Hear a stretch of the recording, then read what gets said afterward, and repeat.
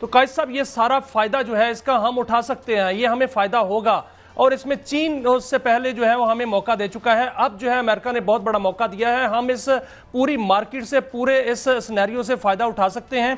और पाकिस्तान जो है वो 300 अरब डॉलर जो है वो कमा सकता है। वो इसलिए कि पाकिस्तान को सिर्फ एक काम करना है, अपनी बिजली की लागत जो है वो कम करनी है और बिजली का रेट कम करना है, गैस के रेट कम करने हैं, अकबा परवी जो है वो खत्म करनी है, करप्शन खत्म करनी है। और इसके साथ साथ ये फैसले तो हो चुके हैं, आपने देखा कि बहुत से एहतसाब जो है वो हो भी रहा है और इसमें बड़ी बेहतरी आ रही है और कारोबार ऊपर जो है वो बेहतर तरीके से ग्रो कर रहा है। और यही वजह है कि पाकिस्तान जो है वो 3 ट्रिलियन इकॉनमी बन सकता है कायद साहब। और अब ये फैसला हो चुका है कि पाकिस्तान ये गैप जो है फिल करेगा और पाकिस्तान जो है वो जो टैरिफ पाकिस्तान आप देखें वो 25% 29% से टैरिफ हमारा 19% पर हो गया और भारत का टैरिफ जो है 25 से 50% हो गया। अब जो भारत जो है वो वहां से आपने अडानी को बचाते बचाते अपनी इकोनॉमी जो है वो तबाह कर चुका है, करने जा रहा है। ये फायदा पाकिस्तान उठाएगा। और इस मामले में कायद साहब 1 मिनट, हमें जो है ये मौका मिला है, चीन ने हमें मौका दिया, अमेरिका में हमें मौका दिया, हमारे पास ऑयल और गैस है, हमारे पास जो है मिनरल्स हैं,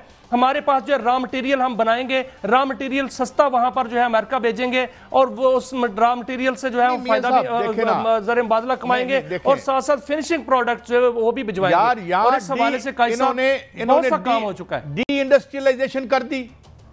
यहां पे आपकी जो फैक्ट्रियां 60-70s में थी, जो आपने स्टील मिल का क्या असर किया यहां पे? ये जो आपका एक कैसीनो कैपिटलिज्म आया था और ये जो आए सारे दिहाड़ी लगाने वाले कि भाई एक हफ्ते में चीनी बाहर अंदर करके 300 अरब मुझे मिल जाते हैं, तो मैं इंडस्ट्री क्यों लगाऊं?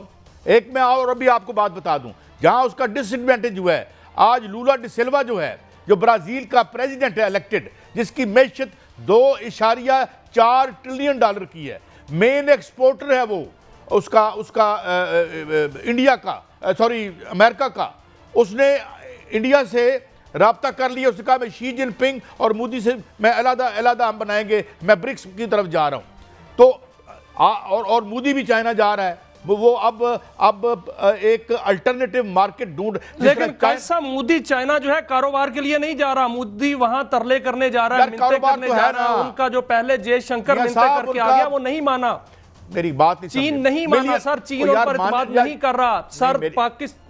पाकिस्तान के अंदर 2 बड़ी ताकतें सरमायाकारी करने जा रही हैं सर, चीन और अमेरिका। पाकिस्तान में एनर्जी के शोबे में सर, पाकिस्तान में ज़राअत के शोबे में, पाकिस्तान में तेल और गैस के शोबे में बड़ी इन्वेस्टमेंट होने जा रही है। आप भारत का वॉल्यूम देखें चाइना के साथ, $100 ऑफ बिलियन की वो उसके साथ ट्रेड करता है, तमाम दुश्मनी और लड़ाई के बावजूद। ये इधर से रिकमेंड होते हैं, पैसे पकड़ते हैं और जाके उधर ऑफशोर हेवन में फेंकते हैं और फिर यहां आ जाते हैं और विक्ट्री साइन बनाते हैं। काश साहब ये मजबूरी है, ना करे। चाइना को क्या मसला है, ना करे वो ट्रेड, अगर नहीं करना चाहता तो ना करे, ये मजबूरी है उसकी, करनी है उसने ट्रेड। अब जो अमेरिका से उनको जवाब मिल गया है काज साहब, ब्रिक्स में वो इत्मीनान नहीं किया जा रहा, यहां चाइना की तरफ से इत्मीनान नहीं किया जा रहा। भारत की तो बात छोड़ दें सर, जो सरमायाकारी पाकिस्तान के अंदर आ रही है, मैं उसकी बात करता हूं सर, वो बहुत बड़ी सरमायाकारी है, हमें फायदा उठाना चाहिए सर। यार फायदा कित्थों उठाना चाहिए मियां साहब? तुसी नलायक बंदे उत्ते तुसी बिठाए ने, मतलब वो ऐसे लोग हैं कि जिन जो है जो चीनी के ब्लैकी हैं, they will industrialise this country. सारा पोटेंशियल है, हर चीज है, बेशुमार नौजवान हैं, कमाल की उनके पास स्किल्स हैं, मगर बात यह है कि इनके तो शॉर्ट टर्म 4 दिन से आगे ये देखते नहीं, ये इधर से बनाओ इधर निकलो और निकलो। अभी क्या report I auditor general of Pakistan की कि जनाब ये किधर खेल क्या हो रहा है? बात यह है कि प्रोग्रेस के लिए you need a progressive ruling class and ruling elite which India has and we don't. हमें यह मानना चाहिए, अगर हम नहीं मानेंगे तो अपने आप को दुरुस्त नहीं कर सकेंगे। मियां साहब आप खुद ही तो इतनी स्टोरीज वीकनेस पे देते हैं, तो हम क्या करेंगे? अब आप बताइए। लेकिन देखें कायद साहब, देखें जो फायदा भारत उठा रहा था उनका देखिए रिसोर्स कितना अमेरिका जाता था, वो भी उन पर पाबंदी लगने जा रही है। भारत पर जो है वो उनकी कंपनियों पर पाबंदी लगने जा रही है। भारत के अंदर जो बड़ी बड़ी सीटों पर बैठे हुए थे अमेरिका के अंदर, उनको हटाया जा रहा है। तो ये सारे का सारा गैप किसने फिल करना है? वो हमने फिल करना है, क्योंकि हमारे स्टूडेंट्स बाहर जाएंगे, वहाँ टेक्निकल एजुकेशन लेंगे, दीगर एजुकेशन लेंगे, और हमारे जो सस्ती लेबर है वो बाहर जाएगी, वहां जाके जो है वो मजर मुबादला कमाएगी। हमारे जो जो एक्सपर्ट्स हैं वो वहां जाके अपने जो है वो फराइज अंजाम देंगे और अपनी एक्सपर्टीज वहां पर देंगे।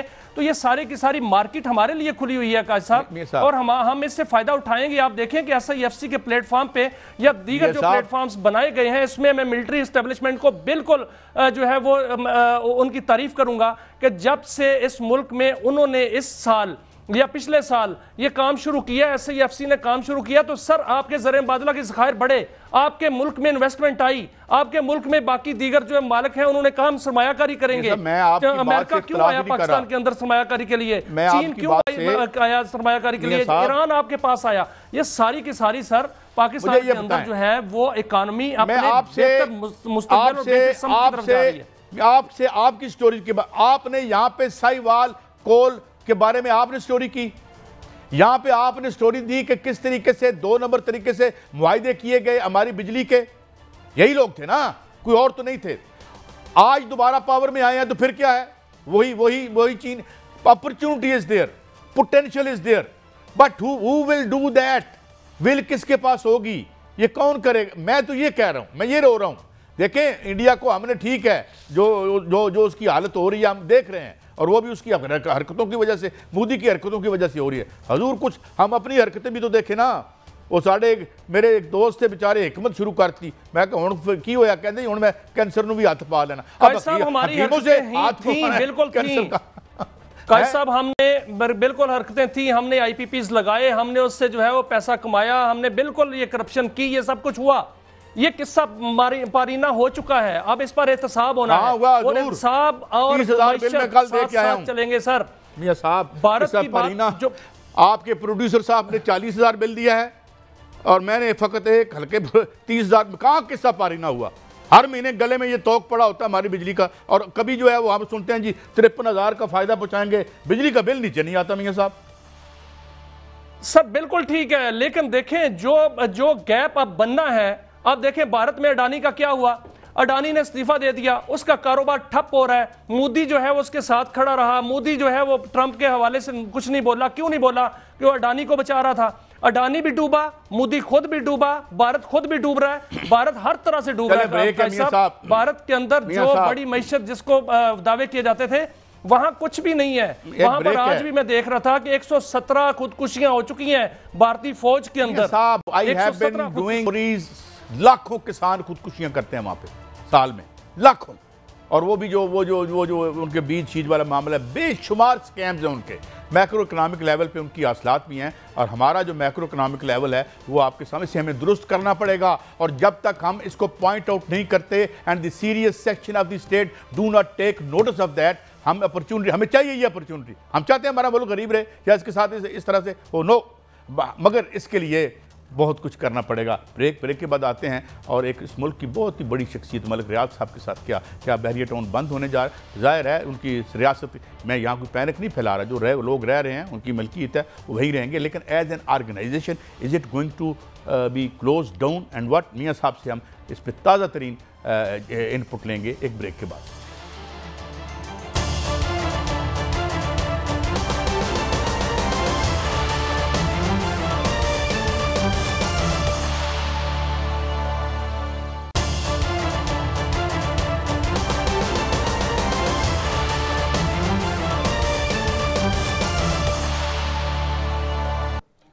Welcome back.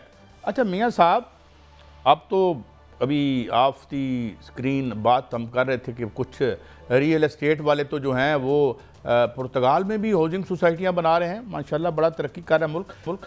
ये जो मलिक रियाज साहब वाला मामला है, मैंने सुना है कि जितने वो परेशान हैं और वो ट्वीट कर रहे हैं, और भी बहुत से परेशान हैं लोग।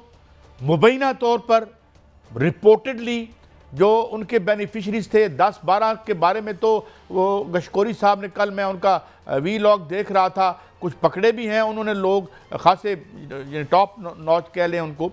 तो ये मामला किस तरफ जा रहा है, और अब क्या मलिक रियाज साहब इज़ कमिंग टू टर्म्स या नहीं? मियाँ साहब काजी साहब, ये एक मिसाल बनेगी पाकिस्तान में, और ये पहली दफ़ा मिसाल बन रही है। इससे पहले जैसा नहीं हुआ, इससे पहले जिसको भी हाथ डाला गया और उसके बाद जो है वो आपने देखा कि वो मामला रफा दफा हो जाता था या दब जाता था। लेकिन इस दफ़ा देखने में ये मिल रहा है और अभी तक जो है वो सामने ये आ रहा है कि अभी तक शद्दो-मद के साथ जो है साथ चल रहा है। और जहां तक मलिक रियाज साहब की बात है, जो इस केस से जुड़े हुए 70 बड़ी शख्सियात जो हैं उनको खतरा है, वो परेशान हैं, वो आहिस्ता आहिस्ता नाम भी सामने आएंगे और वो कानून के निर्गमे में भी आएंगे, क्योंकि जो भी इस केस के साथ जुड़ा हुआ है किन शोबों से हैं? जाने नहीं दिया जाएगा। मियां साहब किन शोबों से हैं ये 70 शख्सियात हैं? ये मतलब है कोई ब्यूरोक्रेट? तमाम शोबों से है, पाकिस्तान के जितने भी शोबे हैं तमाम शोबों से हैं। एक हर शोबे का नाम लिया जाए तो उसमें कई कई निकलेंगे और ये तमाम लोग जो हैं वो परेशान हैं, क्योंकि जिसने वो पंजाबी में कहते हैं जिसने खादियां गाजरां ढिड उन्हां दे पीड़, उन्हां नूं पता लग रहा है कि साडे नाल की होने वाला है। और कल रात को जो हुआ कायद साहब, यहाँ इस मामले ने जो मलिक रियाज का मामला है उसने नया रुख इख्तियार कर लिया है।